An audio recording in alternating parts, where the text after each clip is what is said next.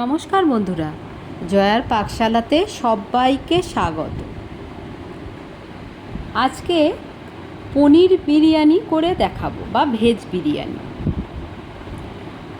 প্রত্যেকটা বাড়িতে সপ্তাহে 1-2 দিন নিরামিষ থাকে, বেয়ারামন সেই দিনই বিরিয়ানি খাওয়ার ইচ্ছা হয়। এইভাবে পনির বিরিয়ানি করলে খুবই ভালো লাগে। চিকেন বা মটন বিরিয়ানি থেকে কোনো অংশে এটা কম না। আমি এখানে 700 গ্রাম চাল নিয়েছি, খুব ভালো করে ধুয়ে নিচ্ছি। 2-3 বার জল পাল্টে যখন জলটা পরিষ্কার হবে, জল দিয়ে আমি 1 ঘন্টা ভিজিয়ে রাখলাম। আমি বড় বড় করে আলু কেটে নিয়েছি। একটা কড়াইয়ের মধ্যে আলু দিয়ে জল দিয়ে দিলাম, নুন দিলাম, সাদা তেল একটু দিলাম, লঙ্কার গুঁড়ো আর সামান্য একটু হলুদ গুঁড়ো দিলাম। এইভাবে এটা আমি 70% সিদ্ধ করে নেব। অল্প একটু মিঠা আতর দিলাম, খুব সুন্দর একটা স্মেল আসবে। ঢাকা দিয়ে এটা আমি 70% সিদ্ধ করে নেব।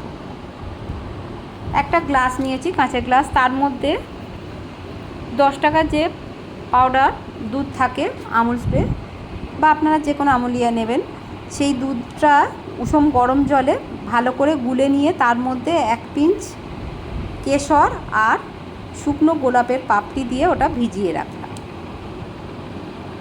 এদিকে বিরিয়ানি মশলা নিয়েছি, গোটা মশলা একটা তাওয়ার মধ্যে দিয়ে আমি এটা গরম করে নিচ্ছি। এর আগে আমার বিরিয়ানি মশলা আছে আগের বিরিয়ানিতে। পনির নিয়েছি,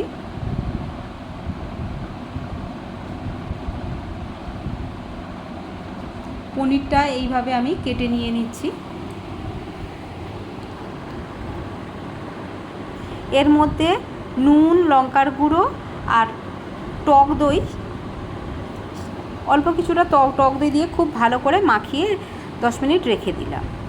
এদিকে হাঁড়িতে জল বসিয়ে তার মধ্যে লবণ দিয়ে দিলাম। লবণটা এমনভাবে দিতে হবে যেন জলটা খুব লবণাক্ত হয়ে যায়। তারপরে ভালো করে জলটা একটু গরম হয়ে গেলে আমি চাল দিয়ে দিলাম। এর মধ্যে গোলমরিচ, এলাচ, লবঙ্গ, দারচিনি, একটু সাজিরে দিলাম, 2টো তেজপাতা দিলাম, দিয়ে এটা হতে দেব। আমি আর একটা ফ্রাইং প্যান বসিয়ে নিয়েছি। সিদ্ধ করা আলুটা আমি ভেজে নেব। হলুদ লঙ্কা গুঁড়ো দেওয়ার জন্য খুব সুন্দর একটা কালার হয়েছে। তখনও লবণ দিয়েছিলাম, এখন আর ওই জন্য আমি লবণ দিচ্ছি না, এমনি একটু ভেজে নিয়ে নিচ্ছি খুব ভালো করে। ভাজাটা হয়ে গেছে, খুব সুন্দর লাল লাল করে বেশ ভাজতে হবে। এবারে আমি ম্যারিনেট করা পনিরটা দিয়ে দিচ্ছি। আমি এখানে অল্প তেলে করছি, শ্যালো ফ্রাই করছি, আপনারা ডিপ ফ্রাই করতে পারেন, তবে এভাবে করলেও খুব সুন্দর খেতে লাগে। মশলাটার কোটিং খুব সুন্দর হয়েছে পনিরের উপরে। পনিরগুলো 1 পিঠ হয়ে গেছে, আমি আর 1 পিঠ উল্টে দিচ্ছি। দেখুন এরকম লাল লাল করে এটা ভাজতে হবে। ভাজা হয়ে গেছে, আমি তুলে নিলাম। এদিকে ভাতটা তো হয়েই গেছে, আর একটু বাকি। আমি এই সময় অর্ধেক পাতিলেবুর রস এর মধ্যে দিয়ে দিচ্ছি। এটা খুব সুন্দর সাদা হবে আর ভাতটা খুব ঝরঝরে হবে। ভাতটা হয়ে গেছে, দেখুন। আমি ভাতটা এখানে 70% করব। ভাতটা টিপে দেখলে সাইডগুলো হয়ে গেছে, মাঝখানটা টিপলে ভেঙে যাচ্ছে, তার মানে ভাতটা হয়ে গেছে। আমি এটা ফ্যান ঝাড়িয়ে নিলাম। এদিকে কড়াইয়ে আমার অনেকটাই তেল ছিল আগে, তার মধ্যে 1 চামচ ঘি দিয়ে গোটা গরম মশলা দিলাম, সাজিরে দিলাম, একটা বড় এলাচ দিলাম। মশলাটা একটু হতে দেব। একটা টমেটো, 1/2 ইঞ্চি আদা আর 3টে কাঁচা লঙ্কা আমি পেস্ট করে নিয়েছি, সেইটা দিয়ে দিলাম। মাঝারি সাইজের টমেটো। হলুদ দিলাম সামান্য একটু, আর লঙ্কার গুঁড়ো হাফ চামচ, ধনিয়ার গুঁড়ো হাফ চামচ, জিরার গুঁড়ো হাফ চামচ। এখানে কাশ্মীরি লঙ্কার গুঁড়োটাও হাফ চামচ দিয়েছি। খুব সুন্দর একটা কালার হবে। সামান্য একটু জল দিয়ে মশলাটা 2-3 মিনিট ধরে খুব ভালো করে কষিয়ে নিতে হবে।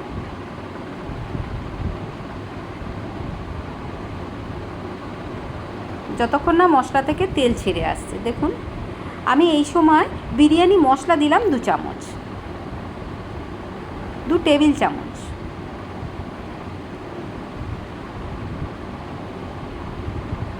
দিয়ে খুব ভালো করে মিক্সড করে নিয়ে এবারে ভেজে রাখা আলু দিয়ে দিলাম।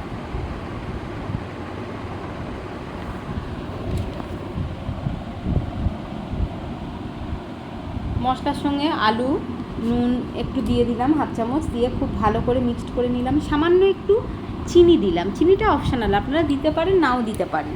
এখানে চিনিটা দিলে খুব ভালো লাগে। টমেটো দেওয়া আছে, পরে টক দই দেব,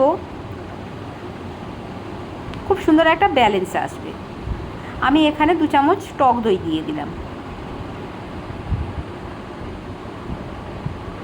আবারও খুব ভালো করে কষিয়ে নিলাম। সামান্য একটু জল দিলাম, আমি এখানে উষুম গরম জল দিচ্ছি। দিয়ে এটা একটু ফুটতে দেব। 1 মিনিট ফুটে যাওয়ার পর আমি ভেজে রাখা পনিরটা দিয়ে দিচ্ছি।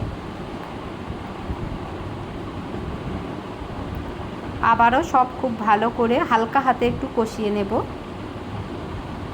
একটু ফুটতে দিলাম। এখানে আমি হাফ বাটি উষুম গরম জল দিয়ে দিয়েছি।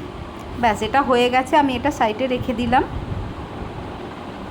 আমি হাঁড়ি নিয়েছি, হাঁড়িটা পরিষ্কার করে নিয়েছি। তার মধ্যে 1 টেবিল চামচ ঘি দিলাম।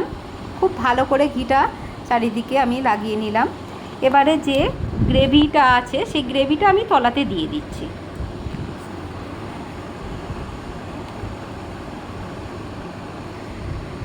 গ্রেভিটা 3 হাতা আমি তুলে দিলাম। চারিদিকে ভালো করে গ্রেভিটা লাগিয়ে নিয়েছি।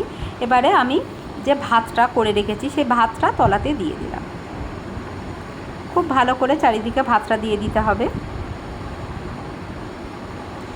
রেসিপিটি ভালো লাগলে লাইক, শেয়ার, কমেন্ট এবং সাবস্ক্রাইব করতে ভুলবেন না। পাশে থাকা বেল আইকনটি প্রেস করে দেবেন।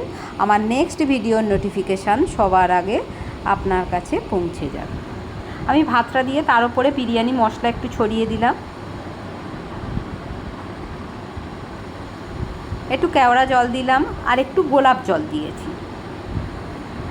তার উপরে আবার পনির আলুর যে কষাটা ছিল সেটা দিয়ে দিলাম।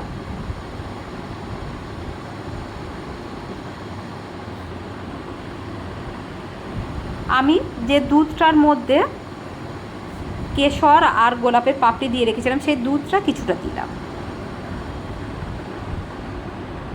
এর ওপরে আবারও ভাত দিলাম।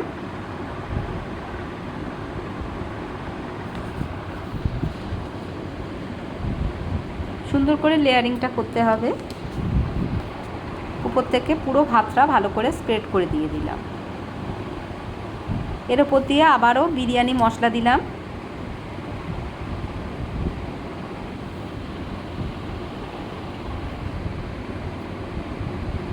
গোলাপ জল, কেওড়া জল দেব। মিঠা আতর দিচ্ছি 2 ড্রপ। অল্প করে দেবেন, নাহলে খুব ভালো লাগবে না পরে বেশি স্মেল হলে।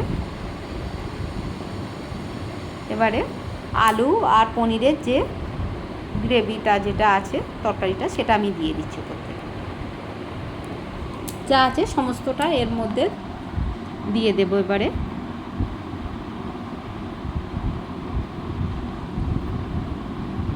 এর ওপর দিয়েও আবারও একটু দুধ দিয়ে দিলাম। 1 চামচ ঘি দিয়ে দিলাম। খুব সুন্দর একটা অয়েলি হবে।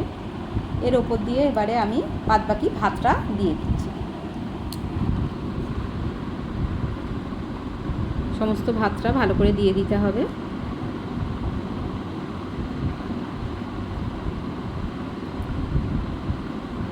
ওপর দিয়ে বাদবাকি দুধটা দিয়ে দিলাম। মিঠা আতর সামান্য একটু দিলাম, দু ড্রপ। কেওড়া জল, গোলাপ জল,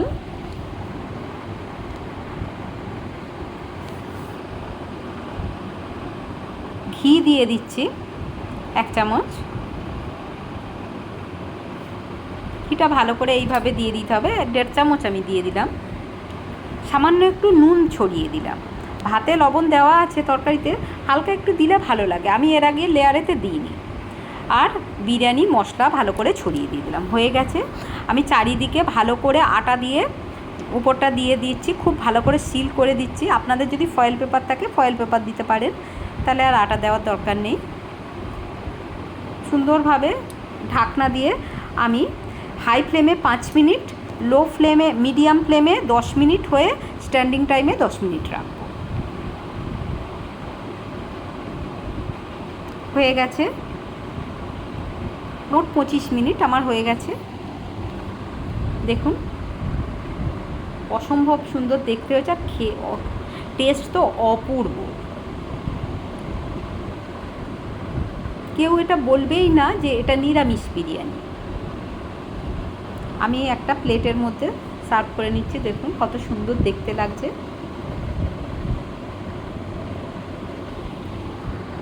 অপূর্ব। আর স্মেল, অসাধারণ স্মেল বেরোচ্ছে। দেখুন কত সুন্দর দেখতে লাগছে। কেমন লাগলো অবশ্যই কমেন্ট বক্সে জানাবেন। আপনাদের কমেন্টের অপেক্ষায় রইলাম।